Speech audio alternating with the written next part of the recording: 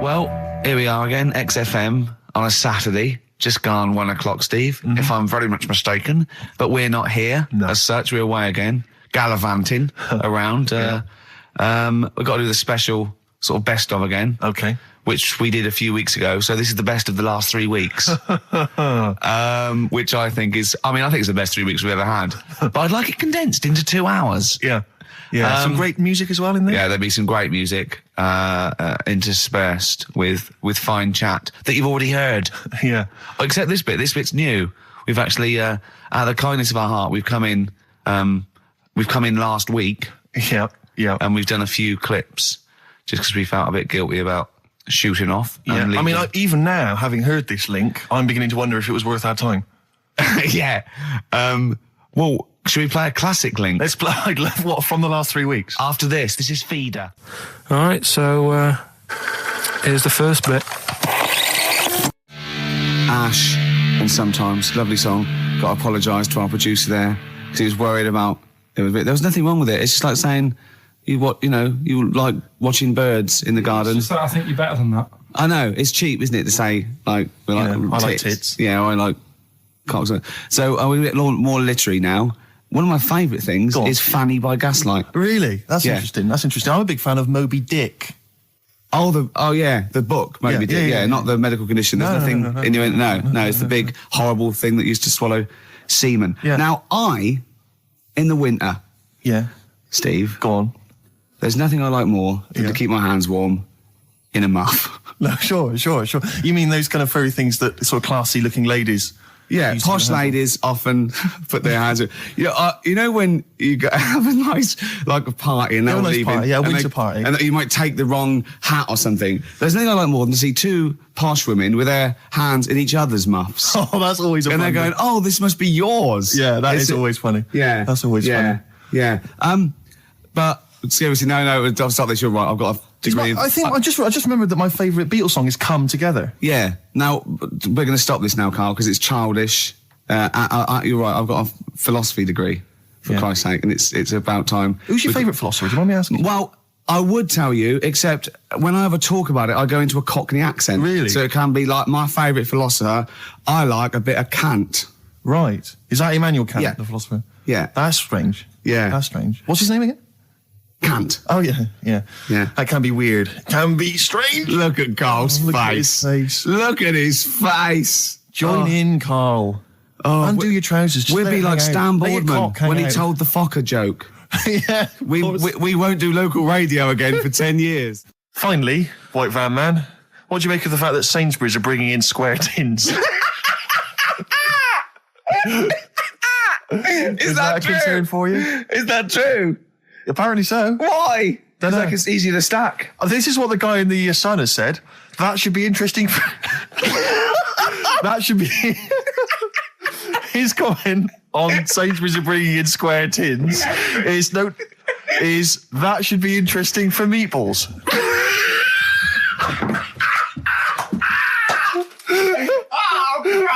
Ricky's just collapsed on the floor. Let's just play a song, Carl. I don't think even you can top that.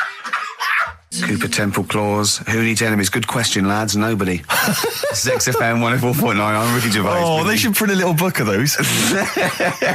They're great. Oh, how you can relate any song or artist to anything else. Easy. Joyful. Easy. Well, yeah, so me and Carl went out for a beer, and it was great, wasn't it? Yeah, we started off, good. and you met my mate Robin, didn't you? Yeah. And some of the stories. Do you want to tell Steve some things about Robin that you learned? Do you know him well? Yes. Well, do you know about his worm problem as a kid? Go on. Right. What I can remember is he had worms as a kid. Not sure how you get him. He never answered me. He was getting a bit touchy about it. Right. This is like the second time I met him. I think he was a bit annoyed that Ricky told me about his problem. What Yes. now? Straight away, you not being there, instinctively, what do you think went on with this story about worms? My suspicion is rather like when you told a group of people that Robin had once suckled milk from a cow's udder.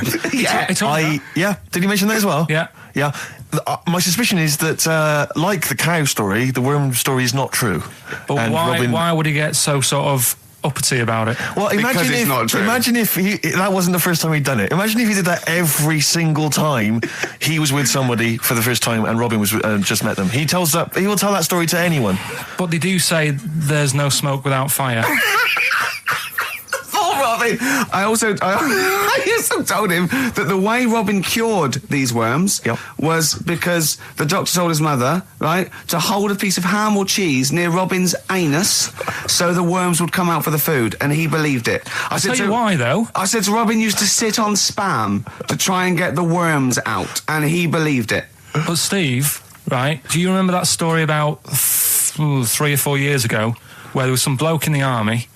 He went away to somewhere, Vietnam or whatever. He was messing about in the woods. Messing about in the woods? Shouldn't he have been fighting? Whatever. Yeah. Right, and he walked through some lake, and I think he'd cut his toe or something on something, and some worm of some sort crawled in the gash. Yeah. And it was in his body, and the doctor said, we've got to get this out of your body. So what they did was, they said, right, the thinnest part or something of your body that things can crawl through is on the top of your head. So they wrapped where the skull is. So they wrapped some bacon. No, they didn't. They did. That's right. thing. So he's gone in by the toe.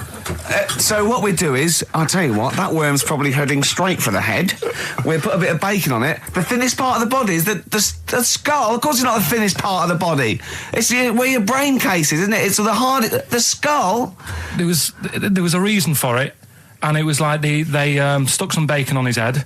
And as ever, the vital piece of information, i.e. the reason, Karl seems to have forgotten. Because the worm was in his body, and they said everyone likes the smell of bacon. Including worms. Even a Vietnamese lake worm. They love bacon. Remember last week when I said about the little fella with the bone with no brain, and you were proved wrong? No.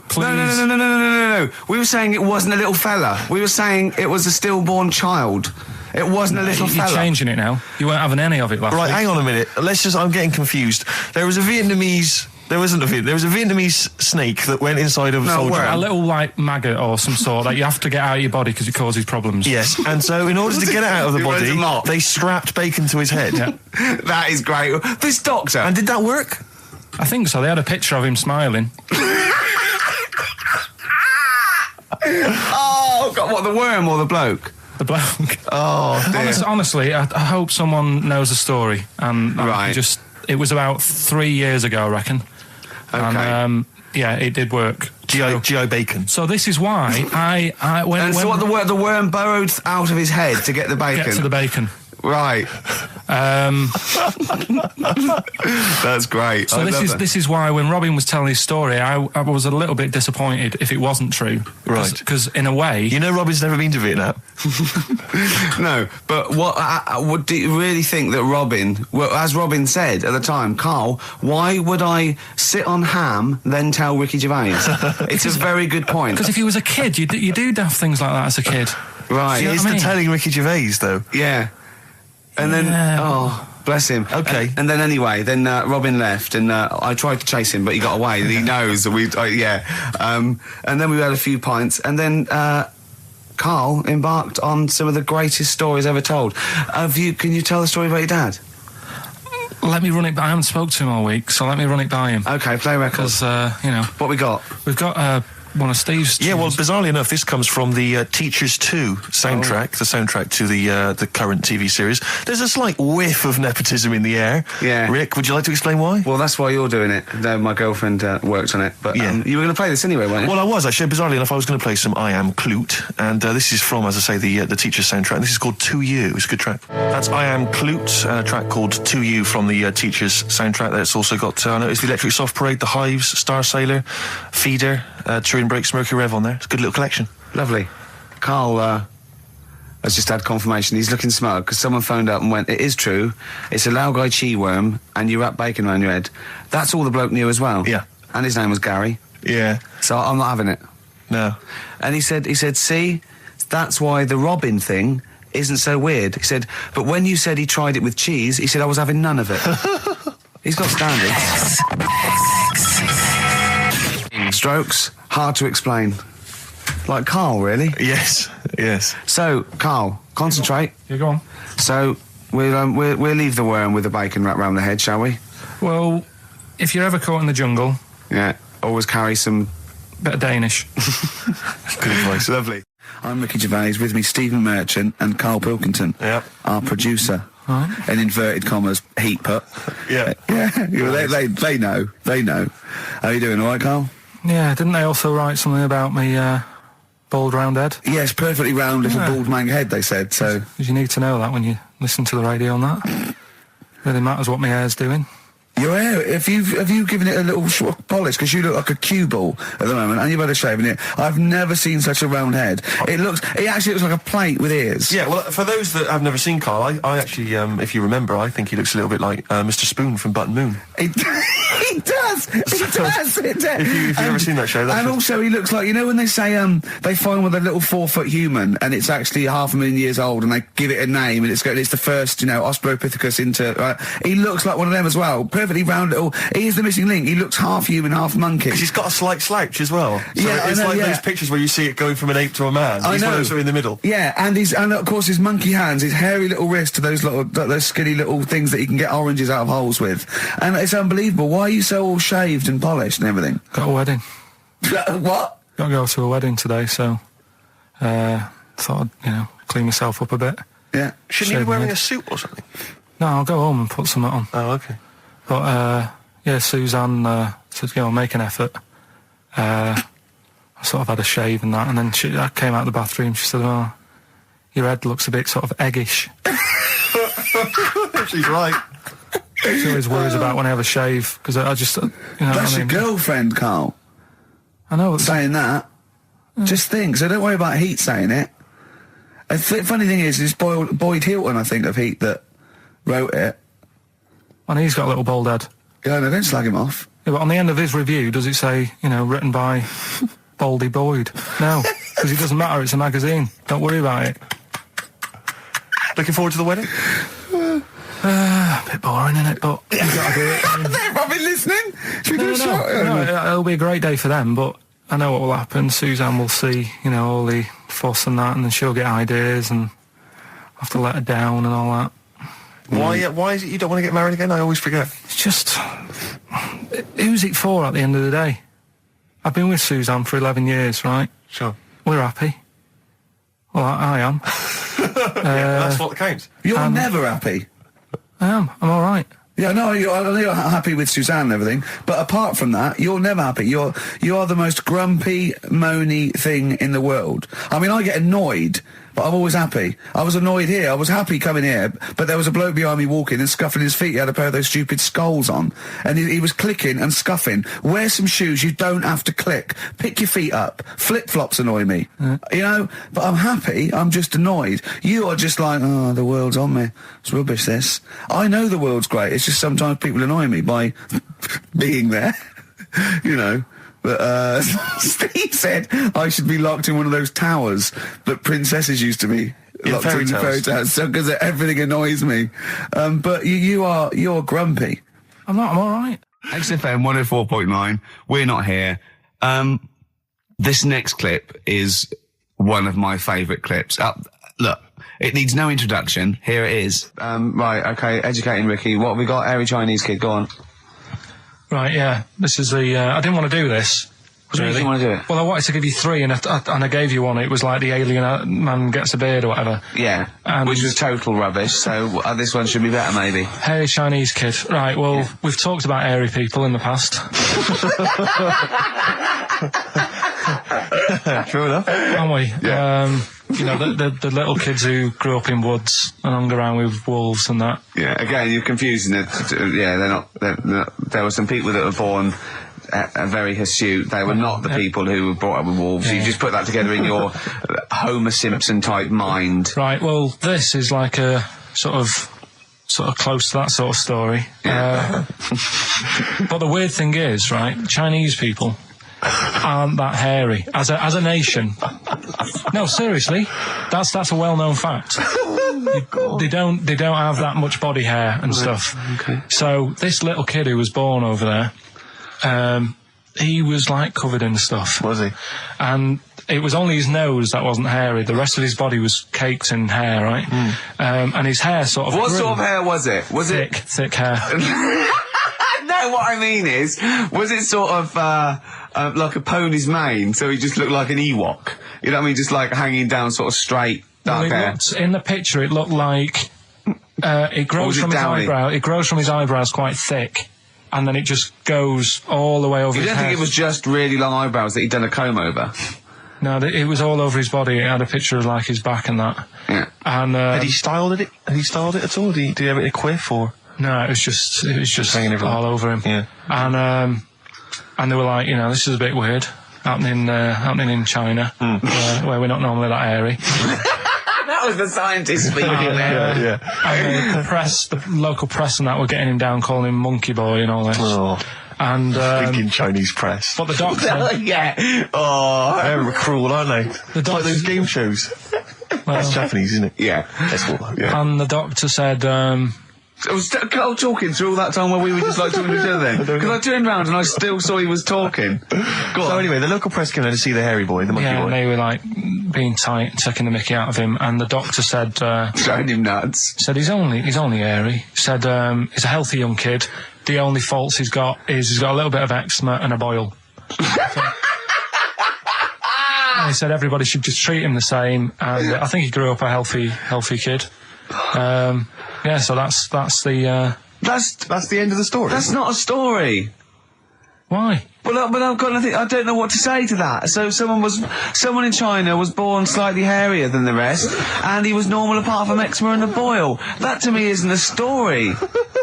But if it is, I've got a million. I mean, it's sort of like bloke from Manchester went a bit bolder than the rest, got a job on radio. He was normal. I mean, that's not a story, is it? So we'll move on to this next one, right, which is brilliant. Dead short story. So, right, old woman, about 70 years old. She's normally fit and healthy and stuff, nothing wrong with her. She's having a good life. And one day, she goes for a check to the doctors, just to check herself out, because she's getting on a bit. Yeah. He says, take your clothes off and that. So she does, and checks her out, says, yeah, you're looking good. Turn round. He said, oh, God. He said, you got a tumour on your buttock. Right? So she goes, oh, what can you do anything to sort it out? So they go, yeah, we could book you in for an operation. It's best if we remove this. Books are in for an operation. Operation day comes, strip her down and that. They're all stood round, the doctors. Start to operate. It only turns out it's a pork chop that she sat on 5 years earlier, and it had stuck to her buttock. Right, Carl. I can forward you. Serious. Right, okay, Carl, I'm telling you now, I'm leaving. I'm never doing this show again. No, I'm serious. Honestly. You're talking. I've never had such. What do you mean? You couldn't believe it? No, when I read it, I said, I've got to tell Ricky This that. woman had a pork chop stuck to her arse for 5 years, you mental case. Of course she didn't. And Karl Pilkington with his brand new show, What's the Song? What song am I thinking? No, I mean... You're nervous about this, aren't you, Rick? I am. You're worried. Well, because I've heard some of these clues before. And they're ramblings... Sometimes they're close to ramblings of a fool. Right? And it really is like those, what am I thinking? Yeah. I don't know, though. I actually was genuinely impressed by Born Slippy. I have to give him the benefit That's of the one of the doubt better ones. Because that was short, sweet, and it worked. Some of these, you say they're not going to be quite as pissy. Some of them are like Emily Bronte novels. Now, listen. We're just going to go for it then. You do it, and we'll just get people to call up because I want to see the general public's confusion trying to work out. Well, why don't you give us your next clue, and then we'll play a track, and then we'll hopefully have people on the line after the track to try and answer it, and you can recap briefly. So give us your clue now for what song am I thinking of? Right, this one. It's about a woman. And she's just normal, nothing wrong with her, or so she thinks, right? But there's the twist. Is this like the Tales of the Unexpected? And she's got she's got her mates and she's having a normal life, having a good time and that. And then this thing happens, right? And she starts to stink. And she can't have a bath, right? And she really wants to have a bath. She's dead sweaty and stuff. She's going about her daily stuff. She can do everything else normal. She can eat, she can talk, everything. But for some reason, She can't have a bath. Is there a coal mining husband in the bath? Yeah. Is this born stinky? She can't have a bath. So a woman can't have a bath. Yeah. Is that it? Or a shower. She can't. Okay, leave it there, Rick. Don't try and guess. It's not for us to guess. The general public can phone up and ask questions, so I just I'm go not sure for they it. can they? I think so. Otherwise, we don't want just people just phoning up and I'll tell getting you it. what about this? Why don't they can ask one question? Yeah. They can ask one question of Carl, then they have to make a guess. Okay. 08700 800 1234. Have we got someone on the line now? We'll just go. Let's do it. Let's go for one. Let's go for one. This is edgy radio. This is letting Carl dynamite stuff. live. Go on. Hello, XFM. Hello, I'm ringing about what's the song? Absolutely. What do you think? Well, I'm going for Dirty Diana. Dirty Diana. See, that works. That's a great guess. It does. Yeah, but it doesn't work because why can't she have a bath? Okay, so the answer is in I was there. going to ask you. Well, that's your one question. That'd be the answer. That would be the answer, I'm afraid. What was your name? Shelley. Shelley, thanks very much. Shelley, I should tell you that, that you should never take this personally because no one can really get into the mind of Carl. So don't beat yourself up about this. I don't expect anyone to get these clues. No. So well done. That good is guess. a fine guess. That's Thank you. Thank you. Okay. Anyone else there? That's hello, XFM. Who's that on the line? It's Chris. Hello, Chris. A question for Carl? Before you give us a guess? I haven't thought of a really good question or anything yet. You just want to go for the guess? No, what I thought was, I'm sure Simon Mayo used to do this when he did the breakfast show on Radio 1 years ago. No, he didn't. So you've just pinched this idea, Carl? If you're going to rip someone off, Carl, do not rip off Simon Mayo. I haven't ripped this off. I thought this was a new idea. I was going to do it with sound effects instead, but that's he used to do that, and he used to get his team to play other characters. In the You idiot. Well, no, hang on. Not you, Chris. I'm saying you idiot to Carl. Yeah, but nothing's new anyway, is it? So I'm not getting annoyed about it. Very true. What do you think the answer is? Is it Cornflake Girl by Tori Amos? Good answer. She couldn't have a bath because she'd go all Go floppy sloppy and and that. then go down the plug hole. Good answer. She's all soggy. Yeah. So Is it Cornflake Girl? No, it's not, but That's a great answer. It could have been. All right. Okay. You're already seeing the error of this, aren't you? I think this is great radio. I'm I know. really hooked on this. I'm But genuinely excited This now. is really like that. Those so-called lateral thinkers. A man got into a field and dies. Why? Yeah. He ran out of air. No, Yeah. not the one I'm thinking He was of. shot. No. Yeah, That was a good answer, Well, but couldn't Simon Mayo sue you or something for doing it? Will you stop? Don't mention that. Yeah. Listen, I think if you're going to steal ideas from someone, it should be a brain box like Mayo. I mean, he's the man to The steal only from. example of one I can ever remember hearing in his show, because I was quite young then, was some people were pretending to tap someone's phone or something, and then they got caught, and the answer was just bugging by whistle because they were Genius. That was absolute genius. That's Yeah. absolute genius. See, Chris, we're gonna- I Carl, don't know if that's the sort of Carl's ever standard been you've got to that come up bad. against. Yeah. Thanks very much, Chris. the phone lines are hot. hello, XFM. Hi, is it Candy Perfume Girl? Is it what? Candy Perfume Girl. Candy Perfume Girl? Yeah, Candy Perfume Girl. Is it? Well, who's that by? Madonna. No, it's That sounds like an obscure album track. No, Wow. it's one of her songs. just That think is it. about it. She stinks and everything. She's a normal life. I didn't say she was a sweet or anything. But for some reason she can't have a bath or Is a this shower. a big song? Just to give him a clue. Is It's a bigger song than Candy Sweet Girl. Thank you was very a much single. indeed for your guess. It clearly isn't Thank right. you. Cheers, sorry. Okay, one more, then we go to a record. Come on. Okay. Go on. Hello, XFM. Carl, Yeah. is it High and Dry by Radiohead? High and dry. High and dry. Now that's great. She smells, which is another word for high. She's dry because she doesn't have a shower. Carl, if it isn't that, yours will never be as good as that. He's the winner. Whatever you're thinking of, that clue is brilliant. What's your name, mate? It's Richie. Richard. I mean, you can't beat that. That's a bit too lateral. Don't be stupid. It's perfect. He's made yours into a clever clue. He's made high, she smells, dry, she never gets in the bath or shower. It's not that, is it, Carl? No, it's You not. don't even get that, do you? Not really. Have you ever heard of the word high being used to mean sort of smelly? No. No. Oh, what? That was where you went wrong there, mate. Richard, I'm declaring you the winner, even though that isn't the I answer. don't think Thank we you. should give up this early. Can we Rick. just let's play a song and, Let's play a song. Give it one more chance because Yeah. if people think about it, it is really easy. I'm not So, going to find out the answer now because I've got to go out. okay, we'll do it very quickly. Stay in for 10 minutes. We're just going to play a new Coldplay track out. Okay, let's hear Brilliant. Coldplay and then we'll come Cheers. back with this. XFM 104.9. We're not here. It is a bit like being Dennis Norden, playing some great moments from the show. I just imagine Dennis Norden one day sort of just like waking up out of his stupor. He's doing this, and he'd go into the producer and go, I've just seen a couple of my programmes. I just saw It'll Be Right on the Night 18. It's shit. It is terrible. Why didn't someone tell me? Well, we didn't want to upset you because, you know. But I've been doing it way too long. Well, you can just let me go on forever. Well, until you died, yeah. Well, why can't my son take over? Well, he's 80, Dennis. And the jokes I'm doing, they're awful. Why have I got that clipboard? I've written these jokes, they're not funny. There's an audience, they're laughing. What are they laughing They're not at? laughing. They're not laughing. It's canned laughter. Who are those audience? Who goes to an audience for It'll Be Right on the Night? A lot of them are older than you. It can't be right. Do you know we have 15% fatality in one of your audiences? But I went home at Christmas. I watched one of the episodes. Yeah. I was with my family and friends. I said, watch this, you'll love it. Stony face. No one laughed. They all thought it was shit. Well, it is. Well, why didn't you tell me earlier? We didn't want to hurt your feelings. You're an old man.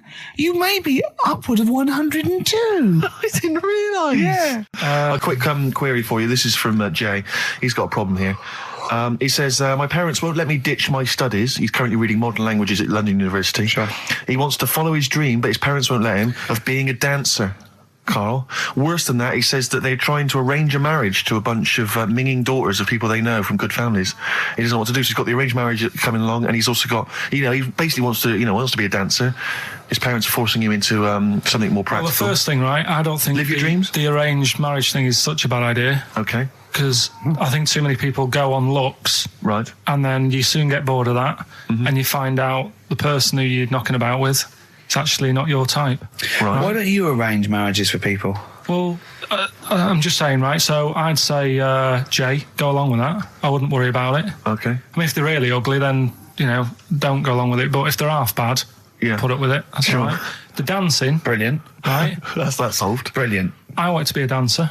After I did the boxing, right, I joined a dancing thing just near Man United's ground, right, called Twiggy's. Went along, I wanted to learn some moves. How old were you? Well, it was when Michael Jackson was, pretty big, so about 83, 84, 85, something like that, around there. Wanted to do it.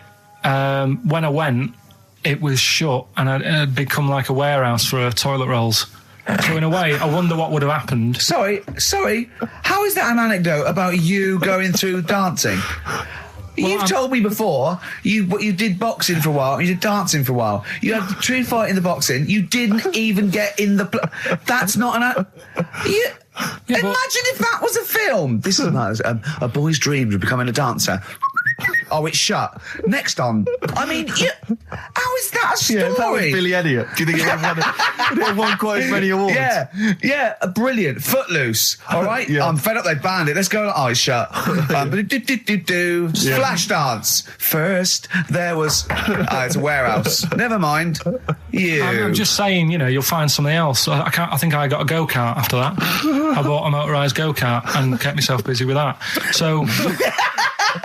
There's always other just things. think, Alan Bennett has to sit down and really sweat over his stories. Yeah. He just opens his mouth. You are a living Alan Bennett character. So that's solved. Well, Jay, don't worry about that. There's no emotional problems I can foresee if you follow that advice. So the advice there is do an arranged marriage. If she's not ugly. minging, she's not completely minging. Yeah.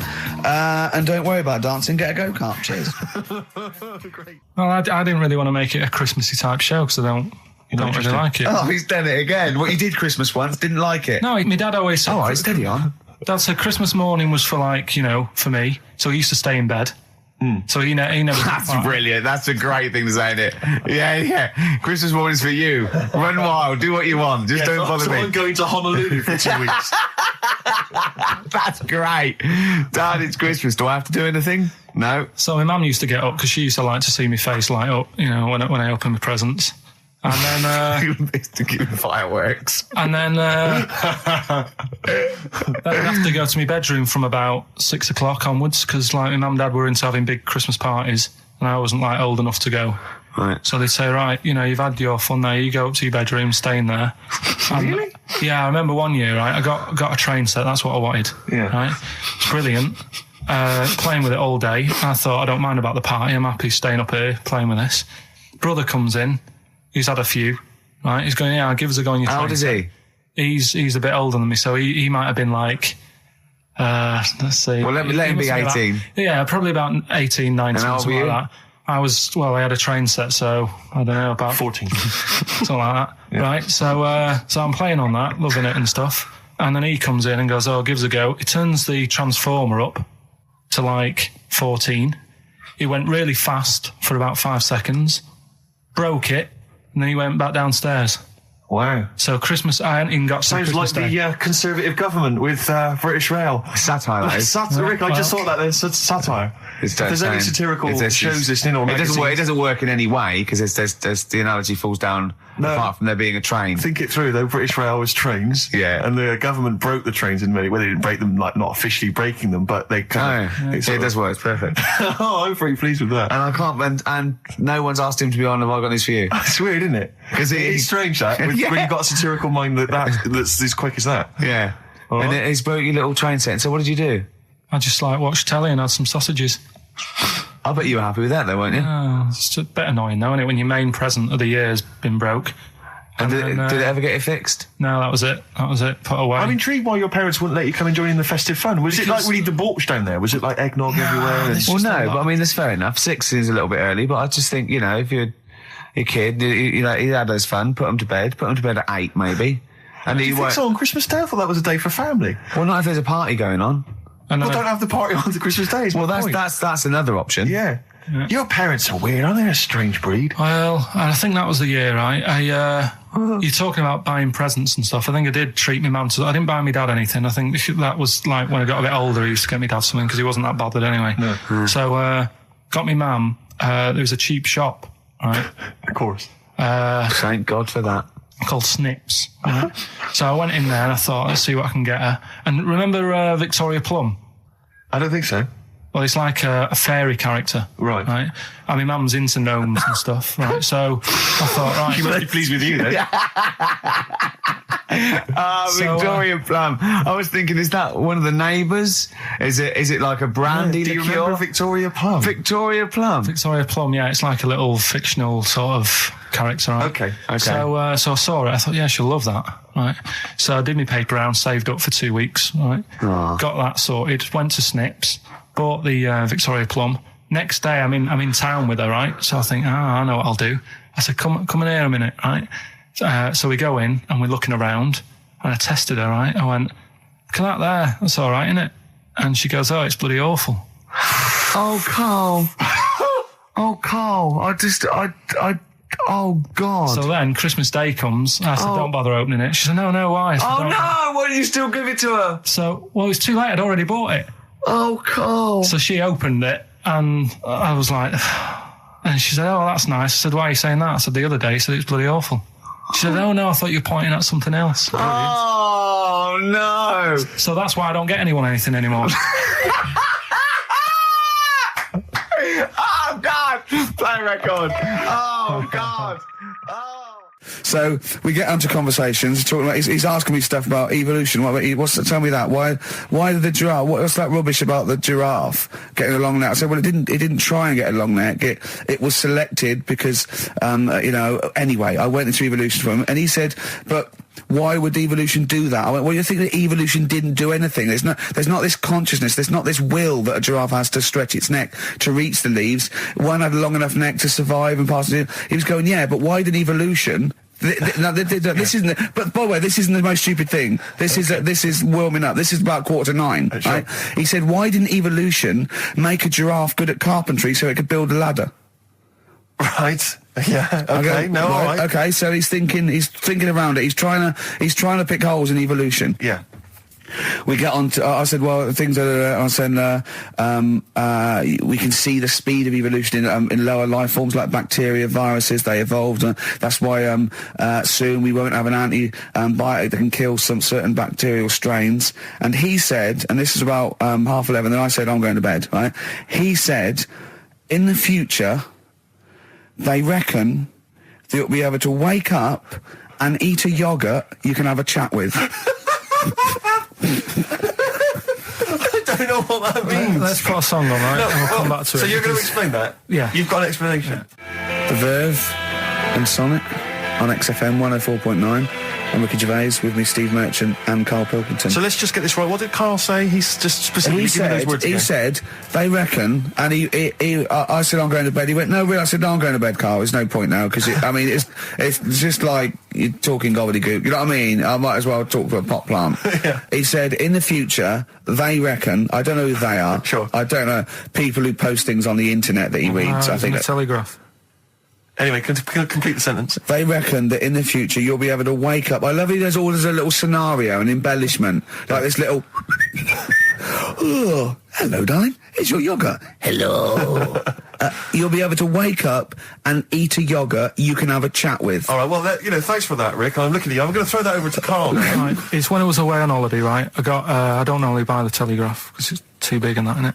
So, but they were giving it away for free on the plane, so I thought, ding dong, might as well have it. Mm-hmm. And I saw a couple of things in it. I thought that would be interesting. I saw this thing about the future, and it was talking about evolution and what have you, which I always find weird, because I always think that maybe we've sort of done it wrong anyway. Do you know what I mean? I sometimes think by definition, evolution can't get things wrong. Things change, that it's not successful, it can't pass on its genetic material, but if you're around, it's working. If you're around, it's working.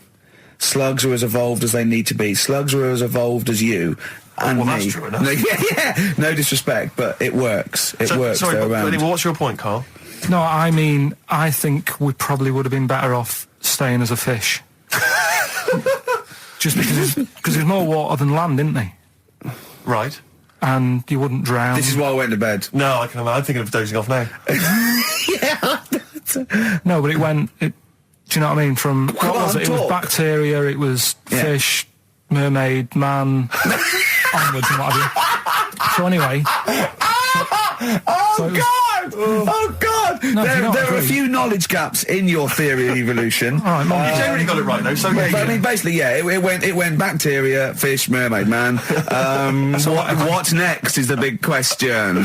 So it was telling you all about this and what have you, and saying how we shouldn't have interfered, because maybe if we wouldn't have invented planes and what have you, maybe we'd be able to fly and what have you if we really needed to and stuff like that. Okay. So we've interfered with evolution, you see. Right. Well, then it was saying, well, what's the future got? Well, yes, in one way we have interfered with evolution. Yeah, the evolution of the human being in society is changing. It's no longer based on the strongest or the fittest, because medical science can keep us alive long enough.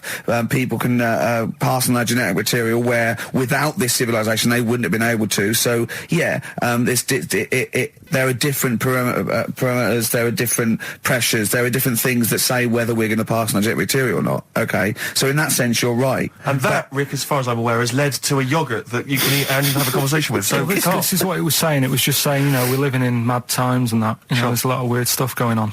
One of which is... And the fellow was just saying, with computers and stuff like that, the way it is, we'll be able to wake up... Go on. Have a chat with your yogurt and have something to eat. What do you mean, have a chat with your yogurt? Because of the amount of... you have them yogurts already, those friendly yogurts. Those bacteria-friendly ones, so this is just a really friendly one. Yeah, they don't... Oh, God! I might burst! Do you know what, sometimes, Karl, I think that we're having a chat with a yogurt. Do you know what I mean? There can't be any difference. Yeah, but then I'm always reminded that would be more entertaining. That would be more informative. That was Jane's Addiction. This is the Best Of Show on XFM 104.9. I'm Ricky Gervais, with me Stephen Merchant. Yes. This was a clip show. We recorded this a couple of weeks ago. I hope you had a Merry Christmas. It's not over yet, because tonight at 9:50 is the second part of The Office Christmas specials. It's brilliant. Watch it, and we'll be back next week live. I'm Ricky Gervais, with me Stephen Merchant. Bye. Have a great new year. Class. Rock the Casbah. I love the fact you had at least 3 minutes to get that right. I know. Prepare and get that right. I know, but my mouth was full of Maryland cookies.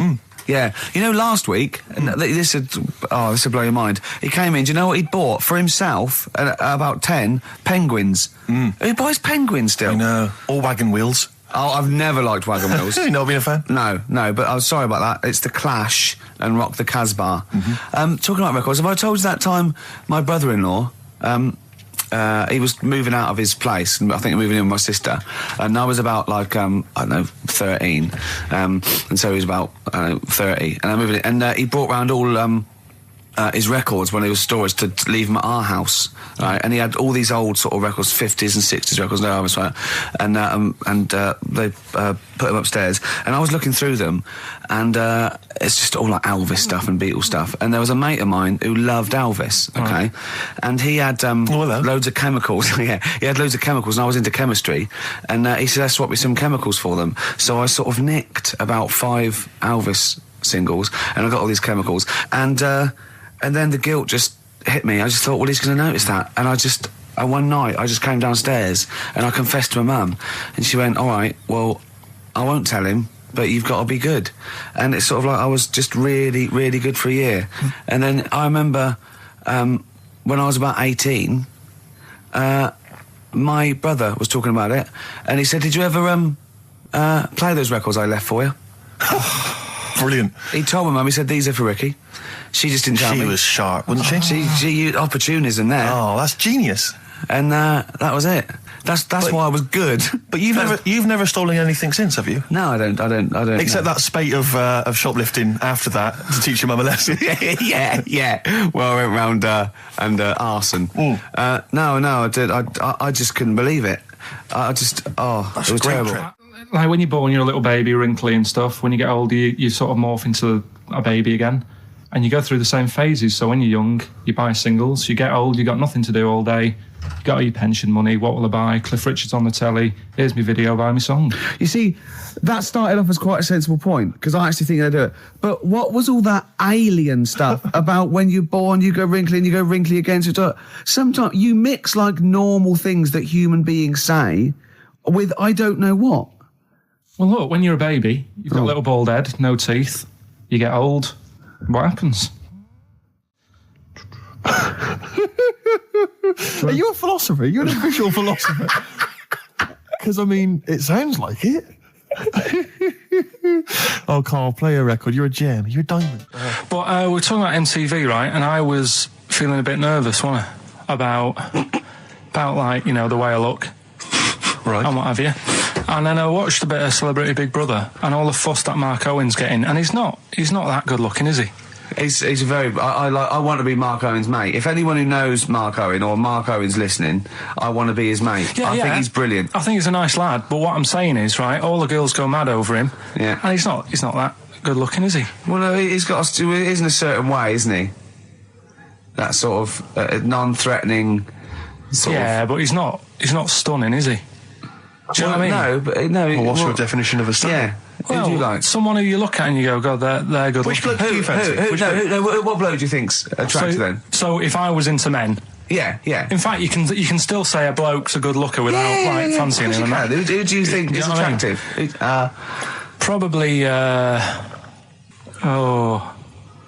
I mean, it depends what you're looking for. No, just look. Just look. Different looks as well. Of course, yeah. Who do you say was attractive? Who do you say was like stunning in your definition? A good-looking lad. Yeah. Good-looking lad. Oh, look at him over there. He's.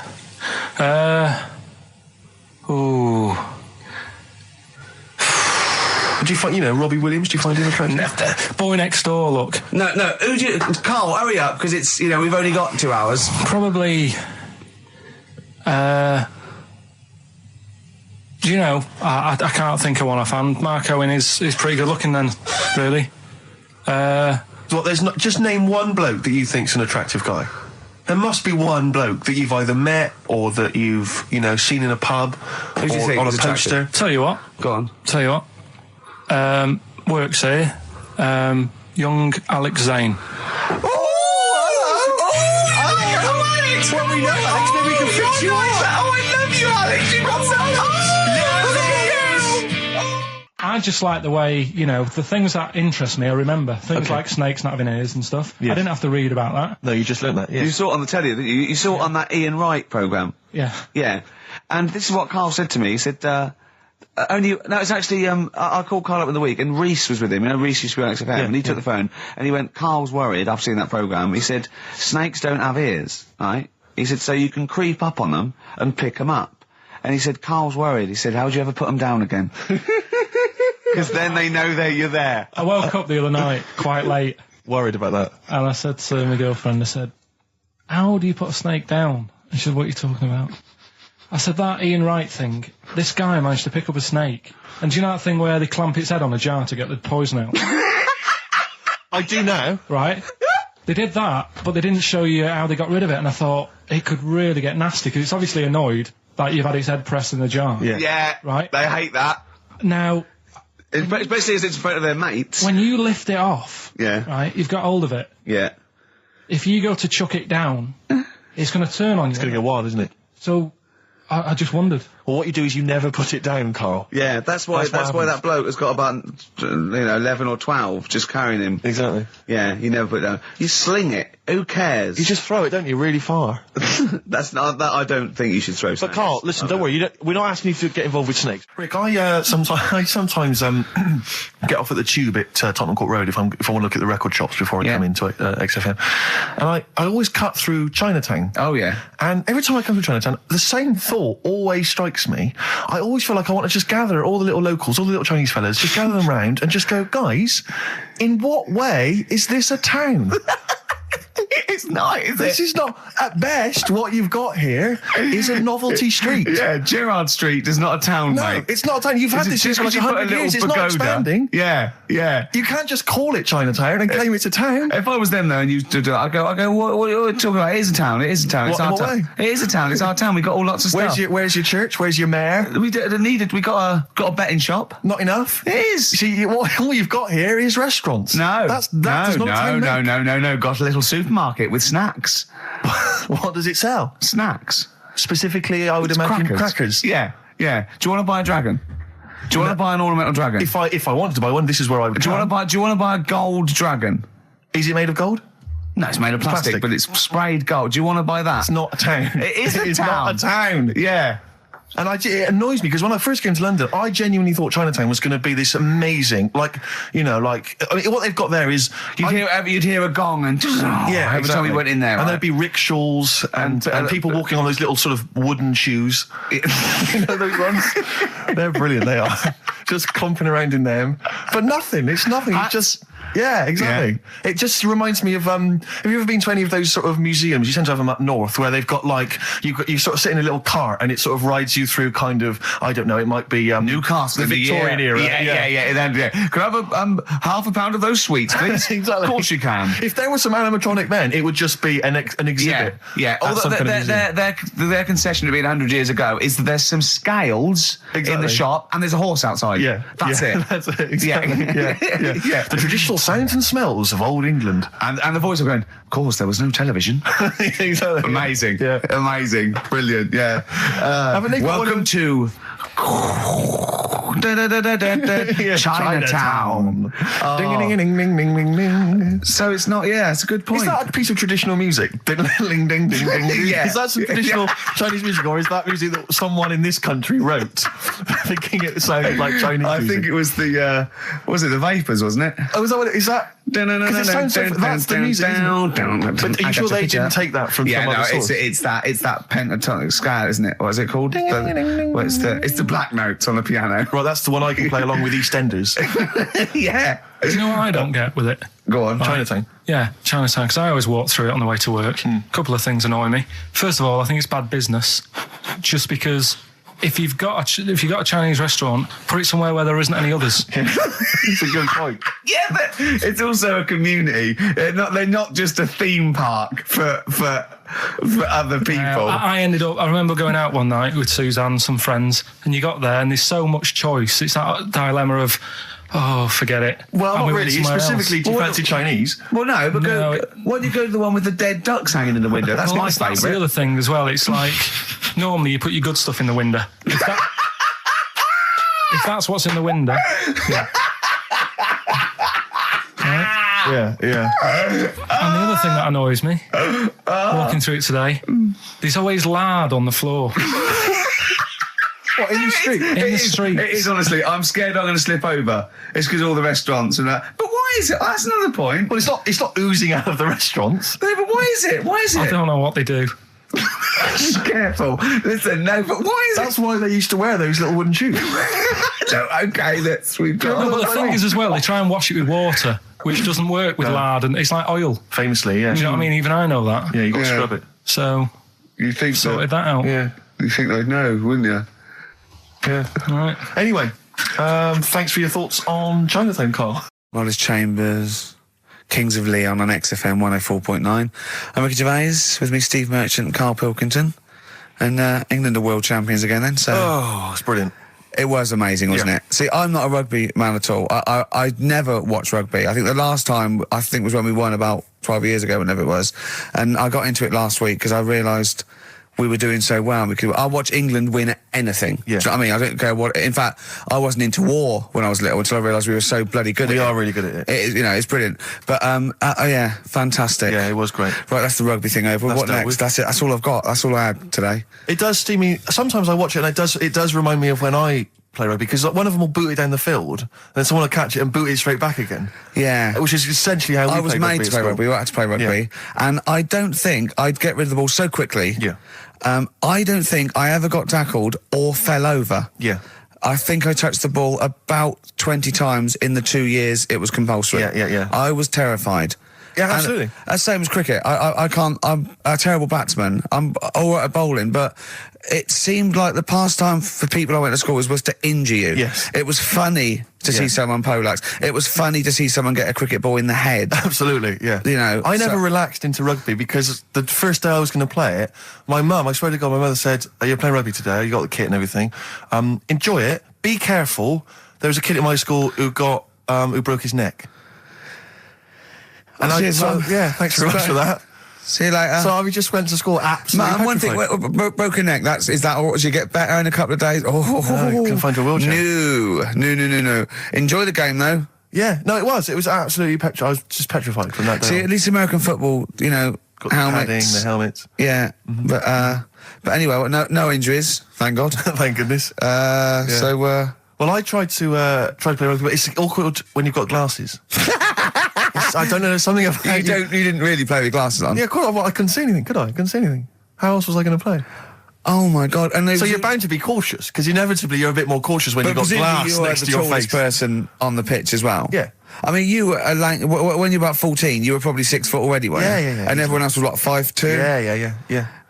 So you were Towering above them. with glasses on. Just with the glasses on. And you've got pretty cool glasses now. Thanks very You've much. had a bit of a makeover. It's like Trinity and Suzanne said, Yeah. first thing to go, the glasses. Sure, sort them out, yeah. Yeah. And presumably you used to have those National Health sort of bottle. Pretty much. Yeah. Is it true? You've never been able to mosh at I a tried to concert? mosh. 'Cause you're Because I've scared. always watched people stage dive in, moshing at concerts. I've always thought that looks like brilliant. You know, when they ride above Like a everyone's wave, heads. like they're surfing on across someone's the... Yeah, hands and stuff. Everyone's amazing. like, yeah. And I always wanted to do that because I'm a big rock music fan. And the only time I did mosh was at Rage Against the Machine. I tried to mosh at Rage Against the Machine. I love the idea of a band called Rage Against the Yeah. Machine Yeah. aimed at a man with glasses who Yeah. won't mosh. Well, it was at the Reading Festival, and I think the lead singer, I forget his name, he went, can I just remind everyone that racism and fascism are on the rise in Europe again. Let's not let it happen. What did you do? And we all cheered, obviously. I mean, if there's one thing that guarantees a cheer at Reading Festival, it's down with fascism. And what did they do about it after the concert? Pretty much went back and... went home and took had a some cup of drugs, tea? probably. I don't know what they got up to and had They to- didn't go to Europe then and try and start... I No? don't think they got involved politically in Europe. I think they just continued to rage. Against the Machine? Yeah, Mainly. but largely in America, I think. Sure, But sure. I tried to mosh, and I got moshing, and glasses flew off.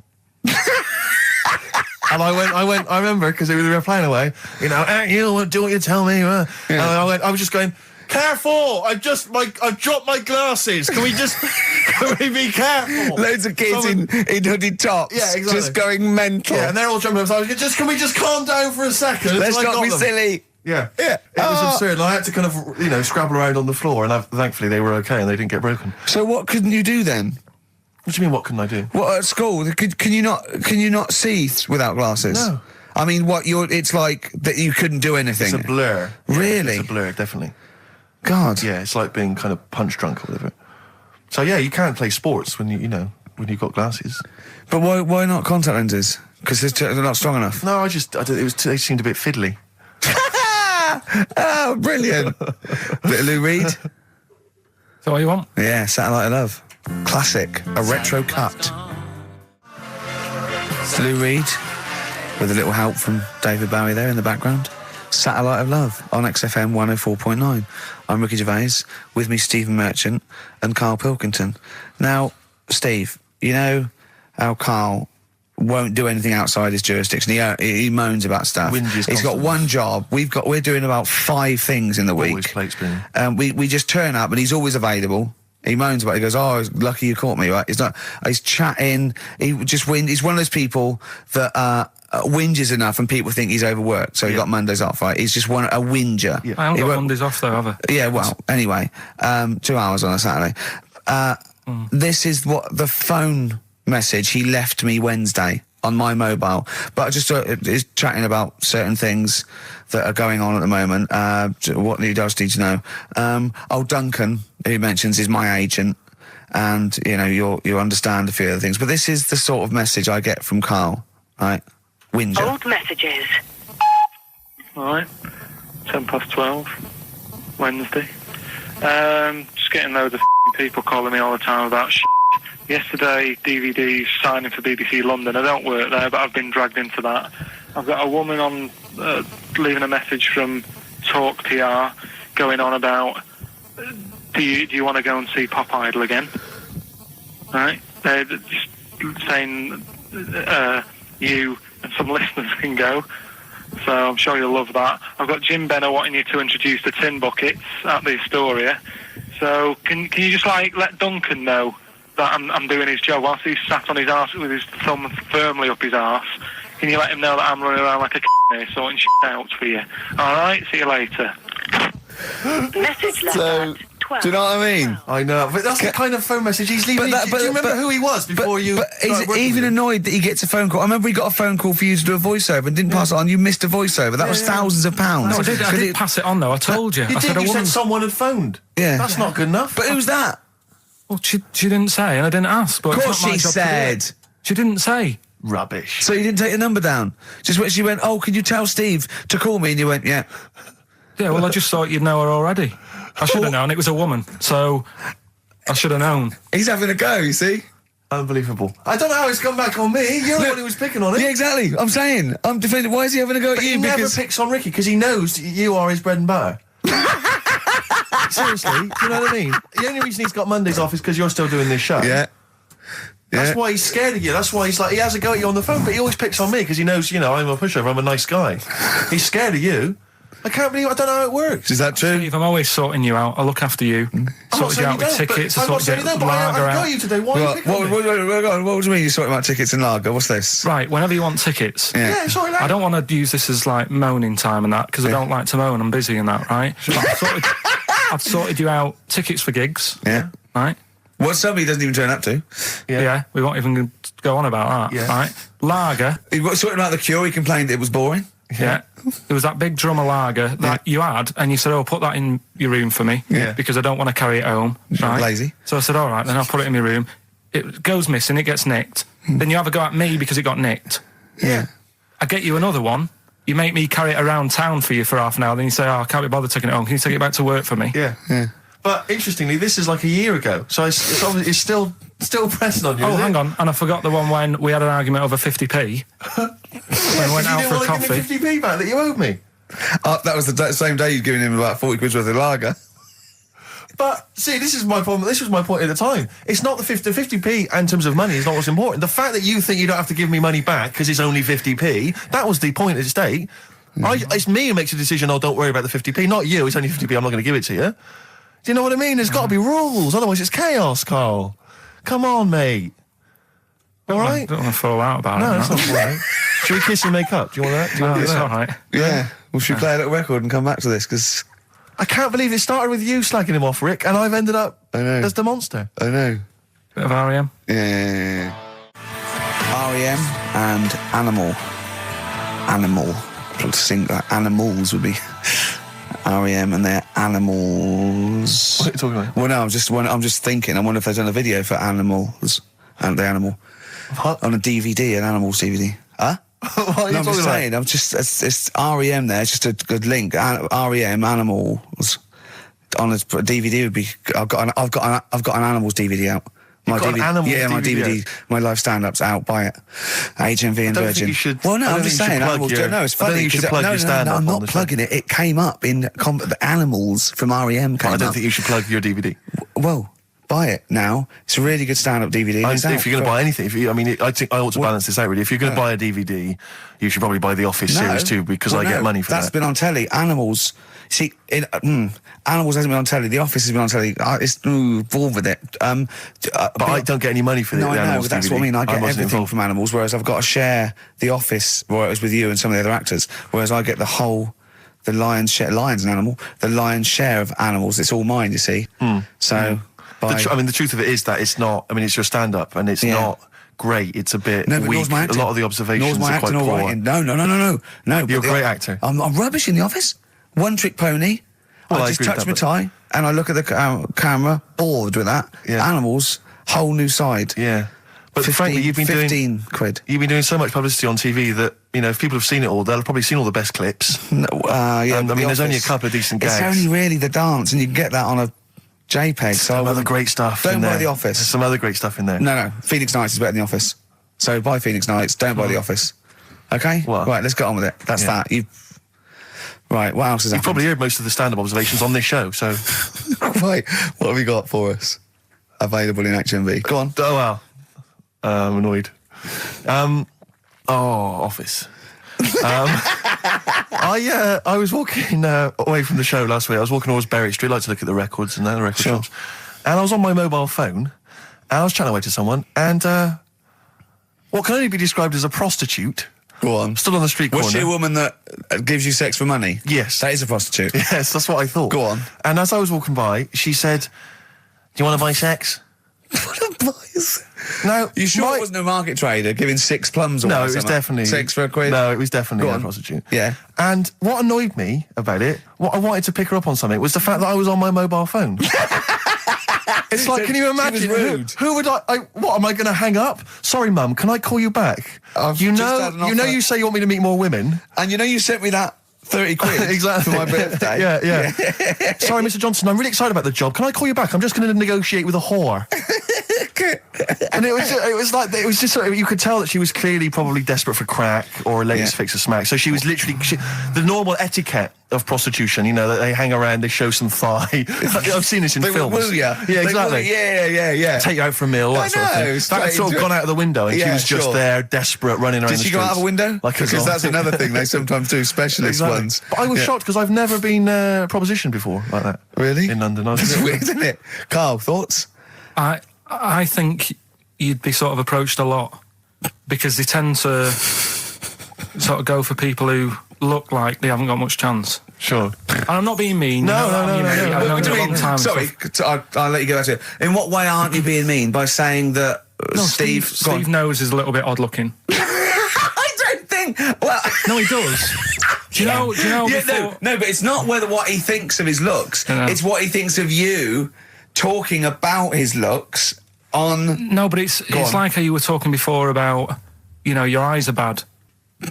It's nature's little way of saying, look, nothing to see here, right? Don't get that! I don't know what you mean. But when you look in the mirror and that, they've gone, look, he hasn't got the looks, let's make his eyes bad, right? Yeah. Nothing to see here. Yeah. That's what I'm saying, See, they're I- balancing it out, right? Yeah. And it's funny, right? Now we're on the topic. Sorry, Right, I wasn't- Johnny Depp. Now listen, But I'm gonna... My chest is gonna burst at this moment. Whenever we go because- into this conversation, I always think to myself, Carl, do you know what you look like? I'm gonna burst. Seriously, can I be honest with you? You look like, if you've got like a balloon, a hot air balloon, right? Just a little balloon, like a party balloon. If you drew a little face on it, right, and inflated it about halfway, that's what you look like. right, I wasn't... No, play a record. I don't want to get into this. Listen, it's too intense. now you've got onto this. Let's just nip it in the bud now. I'll tell you something that I wasn't going to tell you because I think it was I don't want to hear it. I don't want to hear it. Right, it was on the tube. Right, well, I wasn't. Someone told me they were on the tube. Right, and the tube pulled into a station. Right, and one of the women saw the poster that's out at the moment with you and Rick on it, right? Yeah. So this woman apparently goes, "Oh look, there's Ricky. Ricky's on the radio, right?" And the other woman goes, "Oh yeah, don't you listen to it?" So she goes, "Oh, I didn't know it was on the radio." And she goes, "Oh." Sorry, Steve. Look at... Because he didn't make it sound this bad. She said, "Oh, look at that person he's with." So she goes, yeah. She said, "That's Steve." She said, I was sort of aware that he looked odd because Karl mentions it on the radio. Yeah. So it wasn't as much of a blow to me, but I can see how it was a bit of a shock to you. Yeah. So that's weird, isn't it? Yeah. And that isn't me sort of telling this woman to say anything. That was all happened without anybody else sort of bringing it on. Yeah. Do you know what I mean? Yeah. So... Was it... Sorry, you seem to be relishing this. Was it because of the little balloon story that made you... I honestly, Steve, I wouldn't have told you, but if you're going to start, having a pop... Yeah. Do you know what I mean? I can't just sit here and take it and that. No. I mean... All mates. Yeah, it's just... Yeah. Well, I mean, I was Shame, mistaken for Johnny Vegas. Steve's got a story about that, if you want to have a go at me. Well, someone just thought you were fat with a beard, which is true. Well, don't have a go at me because he said you look... Well, you started it. No, I didn't. Yeah, I didn't. You were milking it. You were egging him on. I was laughing. You were egging him on. I sort of was. Yeah. But let's not, Oh, it's a good job you've got lots of good mates like Jonathan Ross you can go and hang out with. You don't need other friends, people who've helped you in your career. He's good-looking bloke, isn't he, Jonathan Ross? He's a good-looking fella. Play a record. New single from Evan Dando, that's called It Looks Like You. Out of Time by Blur. Luckily, we're not out of time. Got another hour and 25 to go. So it's not over yet on XFM 104.9. I'm Ricky Gervais, with me Steve Merchant and Karl Pilkington. We've had quite a lot of emails, as ever, Rick. I should just say, because we're very lazy. It's a much listened to show. We're very lazy people, and we rarely reply or read out the emails. But I never read the emails. Absolutely so never I rely, if I haven't replied to them, or my mail, Steve opens my mail and reads my emails. So if I haven't replied, it's just because he hasn't passed it on to me. Yeah. Okay. But I haven't passed it on to you because I know you'll never reply. Sure. So, I'm just cutting out that.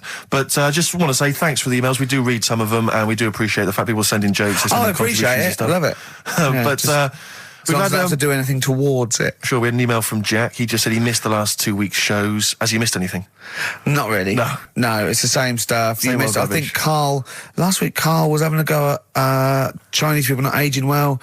He had a go at the gays, and he came up with a ludicrous story about a monkey that was impossible. So I don't think Jack's missed much. Go on. We've just had an email from the Pringles people. Oh, right. Good, because it's finally started to happen. I hear these stories about people getting given cars and Armani suits and trips abroad, and we haven't had no, but finally people are starting to, realise what we're doing, our impact on society, and we've got a whole box of Pringles sent to us. Not on those little tubes, the proper tubes, the foot-long tubes. Yeah. So... and what have they said? Well, the Pringles guys want them said, back. No, they've said they like the show, and if you want more Pringles, give them a call and they'll send you more Pringles. More Pringles. Yeah. I bloody love Pringles. Yeah. Pringles are... The thing about Pringles is, they're Moorish, right? Yeah. But how would I put it? The sort of thing when I open them, and by that when I pop, right? Yeah, I have to eat the. Well, okay, how can I put this? When I pop, I can't stop. What do you mean? I don't. Well, when I pop them open, I can't stop eating them. Right, when you pop, you can't stop. Yeah. I think that's because of the chemicals. I think that might be the reason. But they're good chemicals. They're good chemicals. They're the best chemicals. Pringle chemicals. They're not bad chemicals. Lovely. Like using chemical warfare. Yes, I want some more Pringles. Yes, what else do they do? More Pringles. It's interesting, actually, you were saying that like other people, like Kylie, I imagine, would get given sort of maybe sexy underwear. You got Robbie Williams where he gets the Armani suits. You get sent the crisps. Which seems appropriate. Yeah. Oh, it's nice to be sent. Go on. Talking of Pringles, on the Finchley Road tube station, early on my way in. There's a lot of Pringles there, isn't there? Well, I'll tell you a job I don't like. What? I wouldn't want to be doing. The woman, there's a little woman who sits in the little snack stall on Finchley Road station. Yeah. And I don't know how to describe it really. She is surrounded by snacks. She can't move for snacks. It's Does it look like American Beauty, but with different... not dissimilar to that. Yeah. It's a little hut on the station, and it's like if you go to the seaside, you can put your head through one of those cardboard cutouts, and it looks like you're a big fat person, whatever, and you can have your photo taken. It's like an equivalent of that, but it's just snacks everywhere. She's got bananas up to her chin. She's got chocolate coming down to her eyes, crisps either side of her. She can't move. She can't do 360 degrees. She's like packed in there. I don't know how she gets in there. I think they put her in there first, and pour in the bananas. Yeah. Then they go pour in the nuts. She has 2 hours of makeup before they exactly, yeah. dressing her in there. Because I'll ask for something from the fridge, and she cannot turn her head to see. She has to go by feel alone, just to feel the fridge and get stuff out and pass it. And often I'll say, that's not what I wanted, but she can. You've got to let her off. It's extraordinary. Dear. But there's no music playing. Does she have to sell her way out of it? Exactly. If it's a slow day, she's stuck there till the next day. Yeah, it's like a world-breaking attempt. Yeah. Oh dear. First Finchley Road. So if you're on Finchley Road or just want to pop down there, have a look at the snack woman, because it is. It's how always does she amusing. get refills though? I don't know how it works. I don't know how she goes to the toilet or eats. I don't know what she does. Yeah. But God bless her.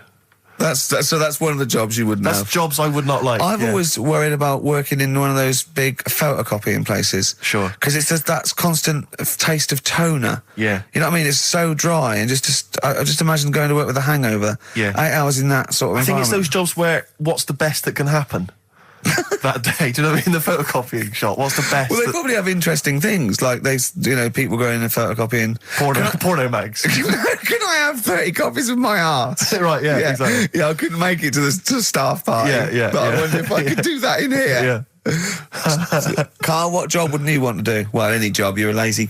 You're joking, aren't you? I've done loads of stuff. I'm quite happy now doing what I'm doing. Yeah? You look happy. Trying to think. You sound happy. Yeah, I mean, calm down. You on drugs? I'm all right. Are you on happy E? before England have won and that. I'm happy for them. Yeah, go on, happy for them. I'm happy in that. Yeah, what do you mean happy for them? We are England. Happy for us. Yeah. I mean, we didn't play. I did very little towards it. No. It was mainly Johnny Wilkinson. Yeah, I barely contributed. Switching on the TV was about as much as I did. Exactly. And shouting, come on! Yeah. Talking about jobs and that, though, I was reading the other day about... rubbish jobs that people have had and stuff. I haven't got time when I'm at work, man. I just get on with it. I'm not squiddly diddly. Fingers in pies, different jobs. Go on. Do you know Ivor the Terrible? Ivan. His Russian. Yeah, that was the Welsh fella. It was bloody awful, but not as bad as his Russian cousin, Ivan. Yeah. Go on. He had a fella doing some work for him. Right, this fella built his house. After it was done, right, the terrible fella was like... fella Ivan. He was going, oh, it's brilliant, you've done a good job there. Yeah. I don't want you to build another one like that. Took his eyes out. Just stopped him making an house like that. One? Blimey. That's bad, isn't it? Why didn't he take away his trowel? Then he could have seen that he couldn't have built a house without a trowel. You can't build a house without a trowel. Yeah. I suppose he probably later thought that once he'd been nicknamed Ivan the Terrible. Yeah. He thought, why? Because you gouge people's eyes out. Yeah, but I didn't want to build another house. I know, but take his trowel away. What would I have been then? Ivan the Crafty at most. Exactly, yeah. Ivan the Jealous, Ivan the spoilt brat. But gouge someone's eyes. That is bloody terrible. I'm surprised you're not called Ivan the... Do you know what I mean? You're going to go down in history like with Vlad the Impaler. Yeah. He's mainly remembered for impaling people. Yeah. He did a lot of other stuff. He did a load of great charity work he did. The impaling is the thing that's really gone down in history. When were you reading about Ivan the Terrible? No, it's just... Or Ivor the Terrible is the thing you remembered from this informative article? No, it was just little bits like that. Talking about him, there was a thing about someone who worked for... That fella who painted the ceiling. Sistine Chapel? Yeah. There was a thing, a woman who worked for him in his house. And I love how you assimilate information when it's just bordering on the academic or just the interesting and true. It's wonderful. Ivor the Terrible gouged someone's eyes out because built him an house. That fella who painted that ceiling had a woman work for him. Imagine if you wrote that down in an essay. Imagine if you wrote that in a school essay. Well, you'd probably end up with not getting a grade or thinking you turned out to more than you had. Exactly. Anyway, the woman who lived with... Yeah, the woman who lived in a shoe. Go on. Yeah, there was this woman who lived with him and she used to go out and do all this shopping and that. Yeah. But because she couldn't read or write, he used to have to draw everything that he wanted. Why couldn't you just tell her? I don't know. No, but no, wait. That's an excellent point. Could she talk? Yeah, but if it's a big list and that, loads of different coloured paints. But why and couldn't stuff. she draw on a piece of paper? Why did he have to do it? Because he's a better drawer, isn't he? That's the point. That's it. That is. We were just looking for the logic of the story. You found it. You done it. Play a record.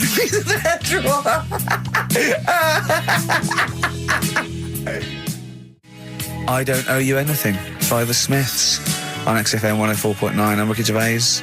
With me, Steve Merchant and Karl Pilkington. Karl, over to you. This is the time where we play, well, the world famous quiz, isn't it? Rockbusters, isn't it? Yeah. Which is Blockbusters, but with music. See you later. Cryptic clues and that. Do you want to say? Not really. Steve, Not really cryptic, but go on. We've got a number of DVDs to give away, including some teachers' DVDs. We've got a bunch of CDs here, and also Ricky Gervais's live stand-up DVD, Animals, brilliant. which Cool. is not good at all. I really would not encourage people to buy that. It is weak observations, poorly performed. I would recommend The Office Series 2 on DVD. Rubbish That's in still that. I'm available. awful in that. You can actually see me forgetting some of my lines. That's true. Go on. Right then, so cryptic clues. Just an example, might be new. I reckon people will be staying in today because it's raining and that, so might not have heard it before. So, like... or they have and they're not listening. Yeah. Well, whatever. Good. You gave up on that, did you? Three. Well, give us an example of the sort of thing. Jeez. All right, maybe don't. Listen, It's gonna take that long. yeah, I'm a broadcaster. Yeah, words are my tool. Go on. All right, forget that. Come on, Baldy. Right, three clues then. Here's the first one. It's a band or an artist. Yeah. Right. I'm going to the northeast. What are you going there for? Good point. Good question. Right. Yeah, if it had been why you're going to the northwest, that's a different matter. Go on. Going to the northeast. What are you going there for? Right. Yeah. S is the initial, so it's a band or an artist it starts with an S, and that's the clue. Right. Second one. She's related to the man in the lamp. Right. That's G. Right. She's related to the man in the lamp. Right.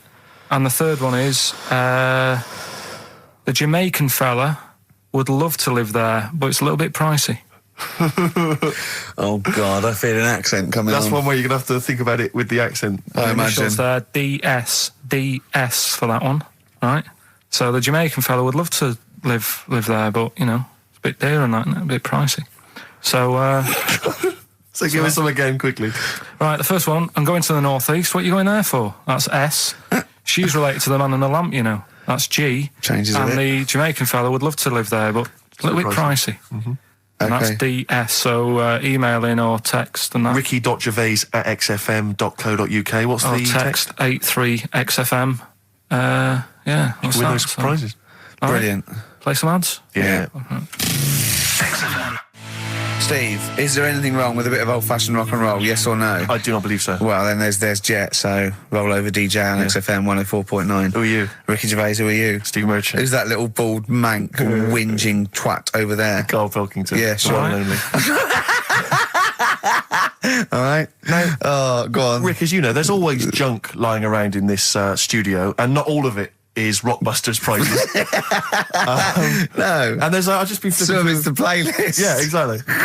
And I was just flipping through an old copy of the Guardian Guide from last week. Sure. You know, the little listings thing. Yeah. And, you know, I don't know if people might have seen it. There was a documentary on this week about the transfer of British sitcoms to America. Yeah. And we did an interview for that because I'm remaking the show over in the States. I'm just flicking through and I noticed there's a little write-up about it here.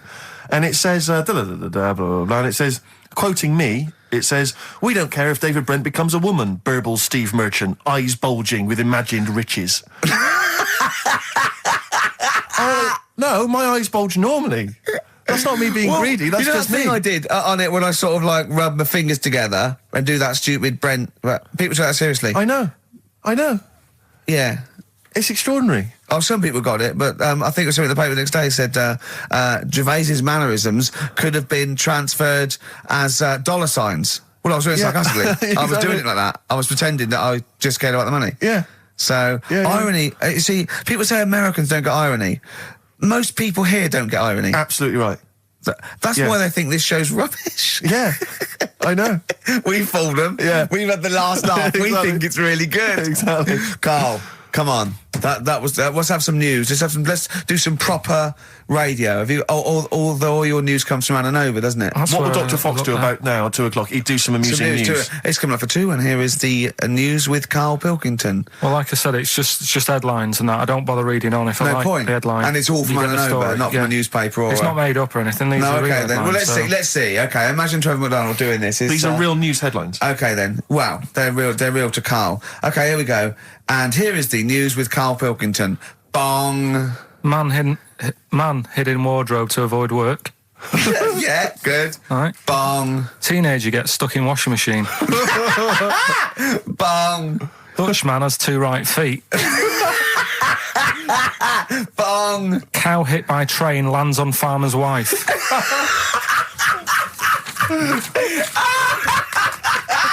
That is the real news to you, isn't it? That's brilliant. I was just thinking the cow flying through the air. Yeah. And the wife going, oh no. Yeah. Oh dear. Dutchman has 2 right feet. Yeah, he's having some operation or something, and What, they put the wrong foot on him? he's got 2 right feet or something.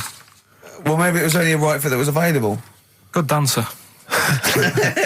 Yeah. Oh dear. What Well, else? in real news, I was I followed that thing with it was that fella that got into the palace when Bush was there. Right, an The undercover journalist, yeah. I mean, it would have been a problem if he was a terrorist, but it's sort of like, and as the palace said, you know, all our tests are to expose terrorists, not journalists. Yeah. I just think it was no big deal, really. Yeah. I think it was much more big a deal for Well, I the think it was- journalists than anyone else. It's like, well, okay, well, all the journalists in the world can pop up as long as no terrorists get in. Yeah. We're all right. Exactly. Yeah. A bloke just got through a terrorist. No, an ice cream seller. Yeah. That's all right. It was like they're waiting hand for finger. I can't believe it. It's Baz Bammingboyne from the Daily Mail. Yeah. And I think that's Gary Bushell. That's fine. That's fine. Don't worry about it. Yeah. But it was just that all he did wrong though was just lied on his CV. Well, I think he did. But everyone lies on their CV. Of course. Of course. Oh, Everyone actually, gives references. I don't think I've ever done a CV. I tried to lie. I did one once when I was at ULU and I was an events manager.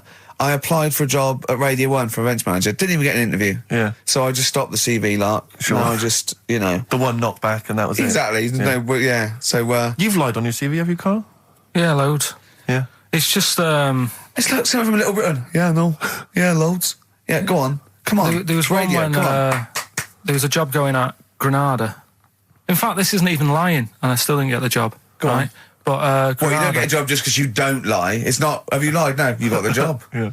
No, but there was they ask you loads of stuff, don't they, that you think, oh, that's got nothing to do with the job. I don't know why you're bothering me, asking me certain stuff, right? Qualifications, things like that, yeah. Yeah. But, well, it was languages, Yeah. right? What did it say? It just said, you know, put your name, put your address, languages, right?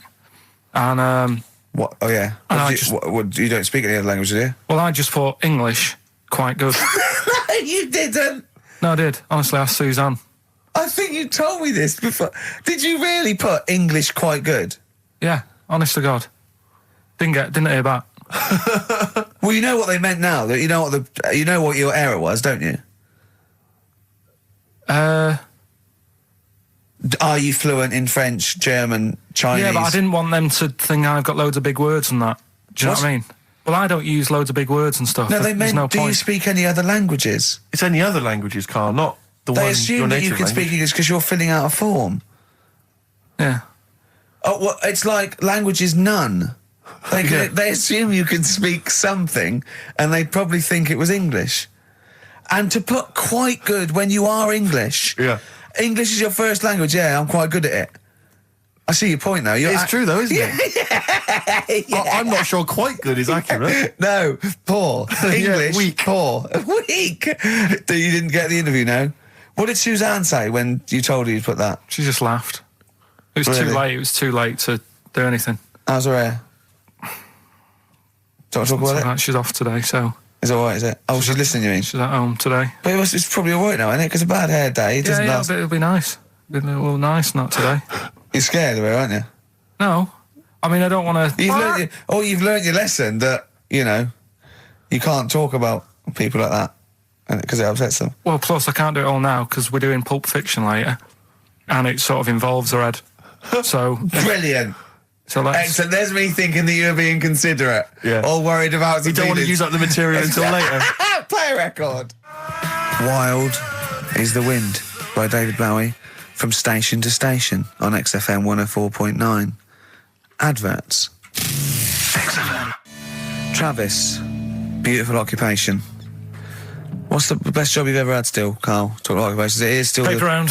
Is it still the paper round? Yeah. That's ridiculous. No, it was good though. If you look at it, like, you know, what I liked about it, you're your own boss. No, you're not. You're not your own boss. No, the news agent is your boss. All right. But then once you get out and you've got your papers and that, you're on your own. You want as long as you deliver the papers exactly to the places he said you are in the time he said. Yeah. It's freedom, isn't it? Any jobs you wouldn't do? I just thought of one that you wouldn't do. Go on. With your sort of mild homophobia. Well, I'm not. Proctologist. What's that? Basically sticking your finger at other people's arses. Right, well, no, I wouldn't do that, no. Why have you got to do that? What do you mean, why have you got to do that? Why does anyone need that doing? Because they got to look if they've got an arseache or something. Which trainee doctor makes that their speciality? Do you know what I mean? That must be, right, we got a place for proctologists, and it's you, Meadows. You came last. Oh, seriously, what? I'm not the arse doctor, am I? Yeah, you came last. Oh, I'm a bum GP. I can't believe it. Yeah, you got to, I can't believe this. Yeah. That must be it, mustn't it? Well, presumably no one would choose it. No one would purely. If they can have the brain surgery, well, what if you're brilliant but you were shy? You couldn't look people in the face. Yeah. You could you could do anything you want. No, I just don't want to look at them. I just want to do their asses. Yeah. Really? Just want to do the asses. Yeah. Yeah. Look at Carl's face. You didn't know there was such a thing as an arse doctor, did you? No, not really. Specialised. He does nothing all day but that. Well, he probably has a sandwich about 1 o'clock. Yeah. Washes his hands.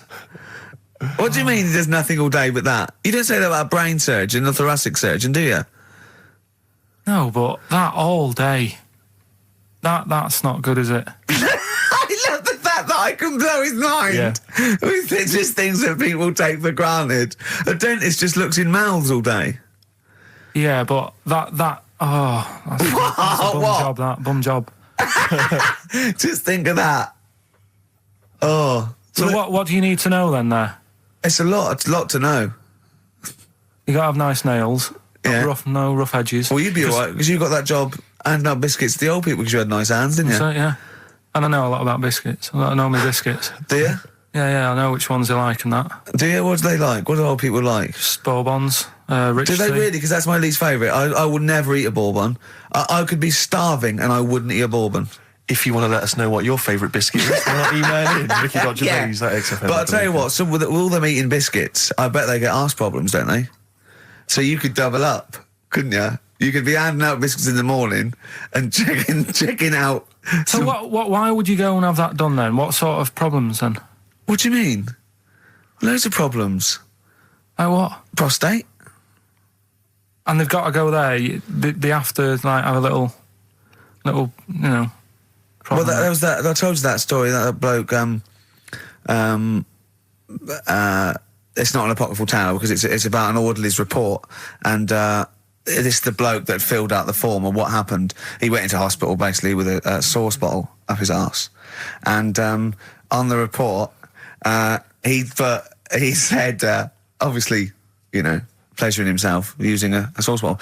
And on the report he said that he'd been shopping at Safeways and he'd come in with his shopping and he'd forgot his key, so he'd put his bags down on the step, right? And he started climbing up the drain pipe to get in, right? But as he was climbing up, his trousers and pants fell down.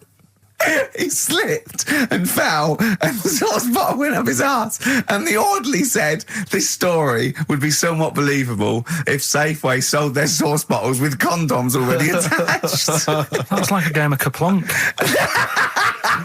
So he put. I love that he put a condom on it.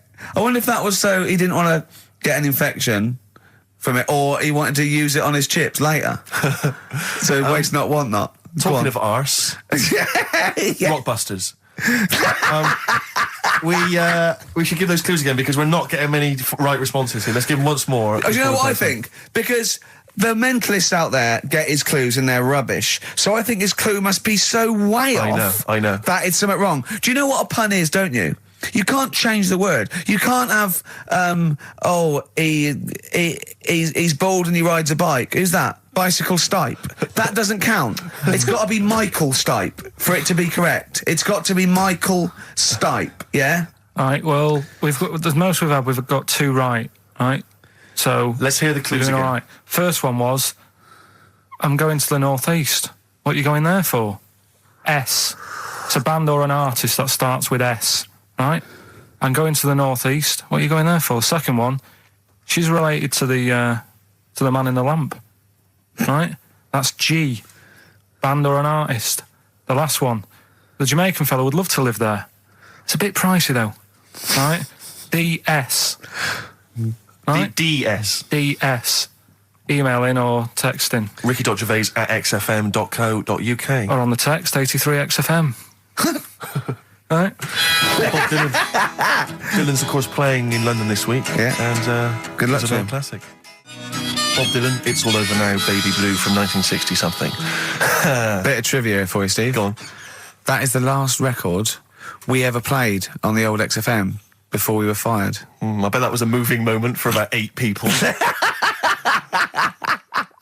I just thought of something. You know that thing we did about, they said that we just cared about the money, selling it to America? Yeah. If we cared about money, would we be here now? Do you know what I mean? I know. I think this proves that we don't do things for the money. Exactly. Jesus. All right, Carl? Couple of emails. Monkey Matt's emailed us. Who? Monkey Matt. Oh, Matty, yeah, go on. Yeah. He says... How's the Monkster? He's all right. He says, Carl has missed a cracking headline from The Sport. Hide-and-seek champion found dead in cupboard. I hope it's real. I don't know if it is. I doubt it. Just looking through some of the news stories that Carl did make it into Carl's news roundup. Yeah. Just this one you might be interested in. Headline, woman says partner ran off to become vampire. Yeah. And it says, a young mother says her partner has dumped her to become a vampire. Rebecca Roberts from Somerset says Matthew Barrett fell for a blood-worshipping woman in a US cult. The 23-year-old mother says he began shaving all his body hair, dressed in black, and used Rebecca's lipstick to redden his eyes. Rebecca caught him performing weird blood rituals in front of his computer at night, cutting himself to prove commitment. She said, I thought it was just a hobby. Everyone's got a right to one. I was pleased he'd found an interest. Brilliant. This is apparently from The Sun. Apparently he's left. He's gone to America. He's living in this Ohio-based cult. But it's the last bit where she's been asked whether or not, if he came back, would she take him back? Sure. And this is where I wonder if the journalist, you know how journalists are supposed to just report the news, be objective. Yeah. I wonder if maybe the journalist here has maybe had some interference. Made the quote better for them than go on. Because it says, I never thought this would take over his life. Now, if he came back, I'd say fangs, but no fangs. Oh, dear! I can't believe. Imagine you're the woman, Rick. Okay. And I've come round. You're the journalist. I'm the journalist, and I've come in and I've said, okay, I read about this. All I have to do is not say that thing. You've come. I understand you're obviously quite upset. Your husband's gone gutted. off. If he came back, would you take him back? Definitely not. Right. Really, What would you say to him then if he came back? Just get lost. Right, but I'm really pissed off with you. Would you perhaps say something a bit more pithy?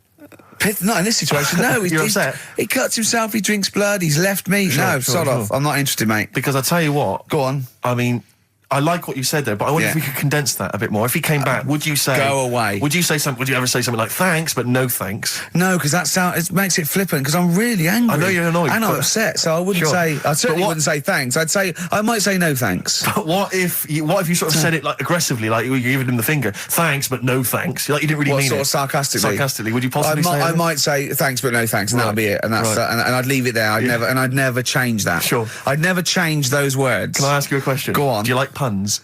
Hate them. Right. I don't like It's Countdown. I don't like QI. I don't like any of those posh Cambridge, Oxford types. I hate puns. If you had to say thanks but no thanks in the form of a pun, what would you maybe say? I wouldn't. I never would. Right. I'd say thanks, but no thanks. I would, I mean, I feel embarrassed that I'd even say that because I don't think I would even say thanks, but no thanks. Okay. But if I did go that far, I'd leave it there. Sure.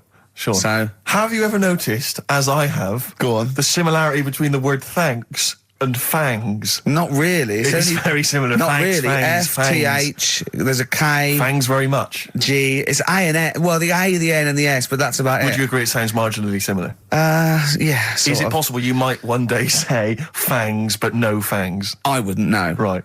I could put that though, could I? But don't say I said it. Right. I mean, yeah. Fangs, but no fangs. Yeah. This is the thing. Just, if you ever read an article in The Sun, The Mirror, anything, do not believe it. Really seriously question and query it, because if it ends with fangs, no fangs. If it ends with a pun, almost certainly they never said it. Feeder. Do you know what? I'm annoyed at now, right? We've got another ad break coming up. How many ad breaks have we had in this show? I know. Carl, how many ad breaks have we had in this show? It's only about 3 an hour, 3 or 4 an hour. 3 or 4 an hour, so about 3 minutes. So 20 minutes. 20 minutes is wasted on shite. I mean, apart from the stuff we talk about. Well, it's funny you should say that, because someone said to me last week that they felt that there were more adverts now on the show than there used to be. Are there more adverts in the show? I think, just checking some of the emails, I think that's because people are requesting them. They find them more entertaining than what we're giving them. But can't we sort this out? Don't go on about it. No, can't we though? Why can't we have less? Why have we got so many? Is it what happens, doesn't it? Well, no, you can't listen to radio in after every record. It's bad enough trying to keep me listening with the rubbish we come out with. Yeah, we've got Rockbusters here. Let's get them back. Right? Come on then. Right, has anyone got all 3? No. No, right, okay. So there's some. I'm going to ban Rockbusters. Okay, go on then. What are the clues again? Tell me the answers. Well, give us the ones that they did get. All right. Well, they did get. She's related to the man in the lamp. What's that? That was G. Gina. That was Genesis, right? Genesis, like Genesis. So it's the sister of the genie, Genesis. They got that one. No. What's the band's name? Genesis. So no, Genesis. say the band name. Genesis. Right. Okay. Well, I don't get it, because Genie is just nothing like that. Well, they did. So don't worry about it. Stop worrying about the ads. Stop worrying about that. All right. The third one was. The Jamaican fella would love to live there. Go on. But it's a little bit pricey. Go on. Right? What was the initial? DS. Deer Streets. Right? What? It's a Deer Street to live on. Deer Streets, oh yeah, I haven't heard of them. They're a band. That's Dire Straits. No, it's not Dire Straits! It's not Dire Straits! Deer Streets. The Jamaican fella. Go on, make it sound like that. Like Deer Streets. Deer Streets. Do it again. No, it's still not. Keep going. I haven't got it yet. Go on. Deer Streets. Deer Streets. They got that one as well, so... All right, well, let's hear the one they did. Can I do an impression of a Jamaican fella saying Dire Straits? Right. Dire Straits. The first it's not one, the same. The first one they struggled with was, I'm going to the northeast. What are you going there for? Well, when you say struggled with, no one got this. No one got it. Go on then. Didn't even attempt it. Okay, go on, the northeast. What? I'm going to the northeast. What are you going there for? Seal. Seal? What?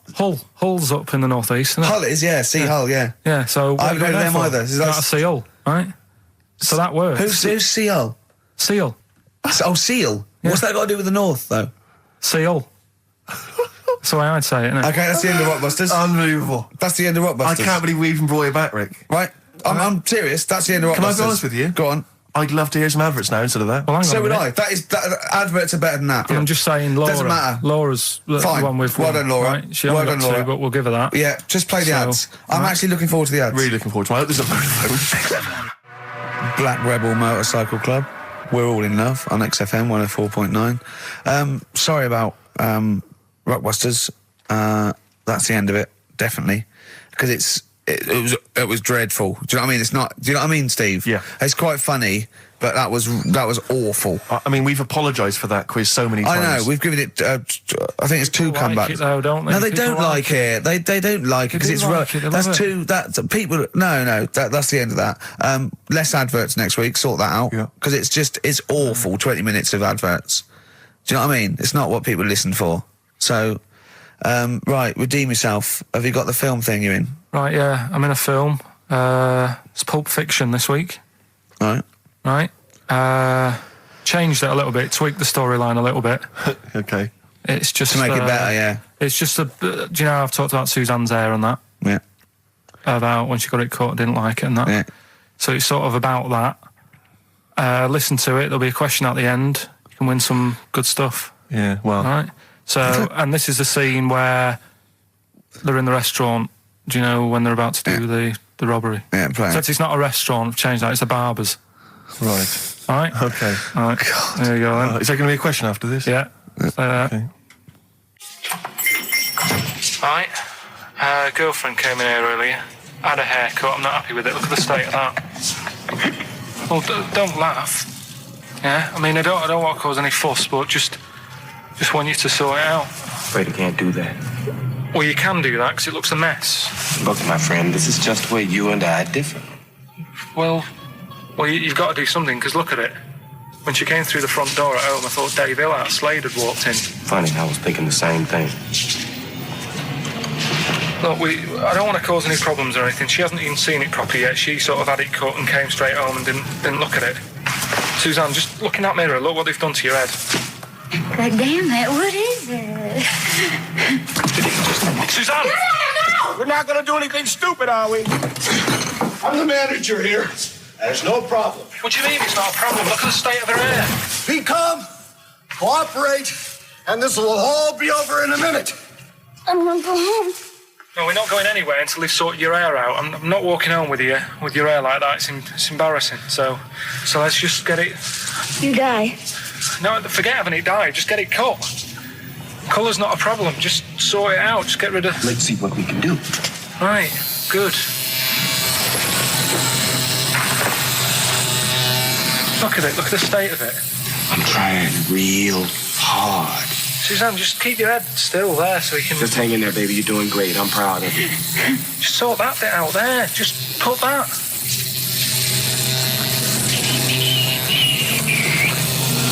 My barber says I've got the hair of a Chinaman. Have you heard that before?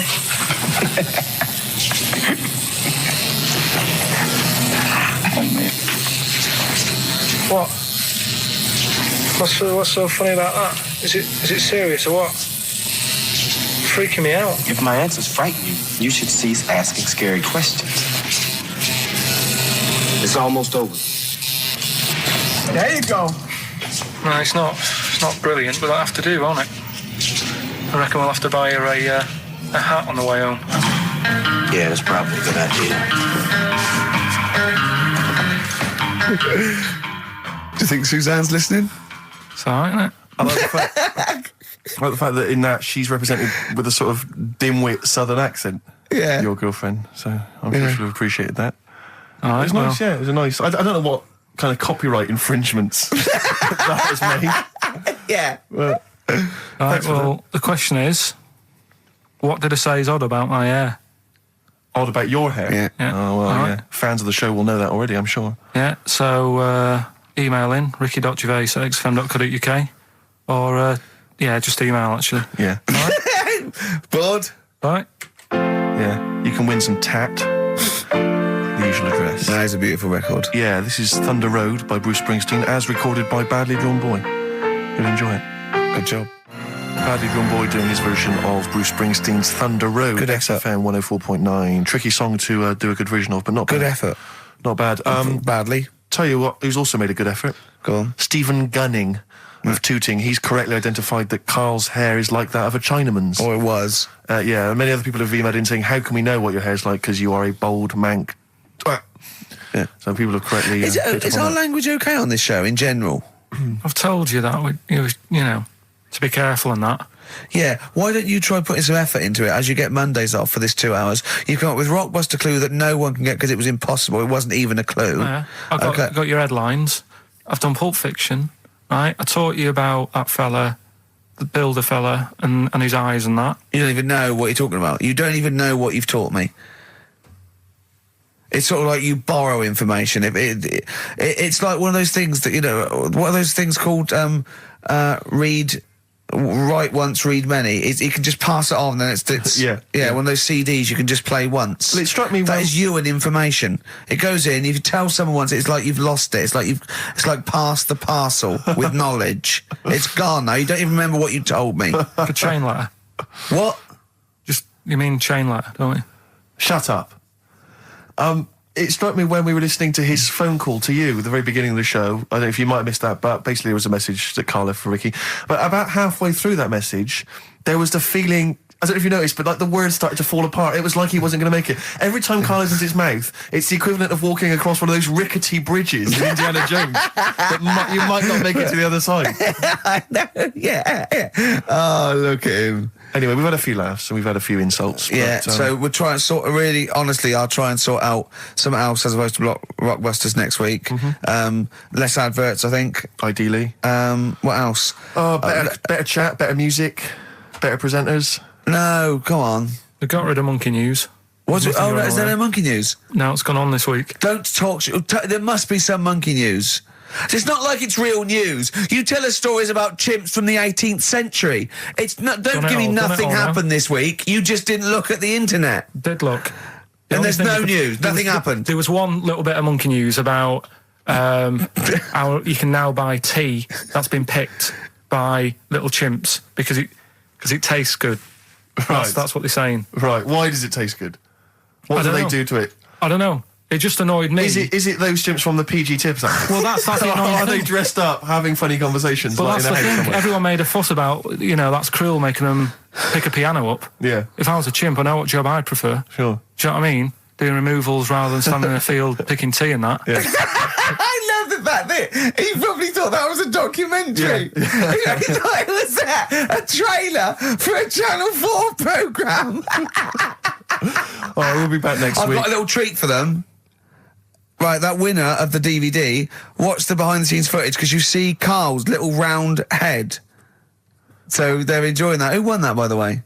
We're giving that away, haven't we? Yeah, we forget what it was. It's gone. Oh. Don't bother watching the rest of the stand-up, though. It's a bit poor. Leave you with 50 Cent's outfit. Fiddy, I called him Fiddy. Fiddy, I called him Fiddy Cent. Back next week. Fiddy.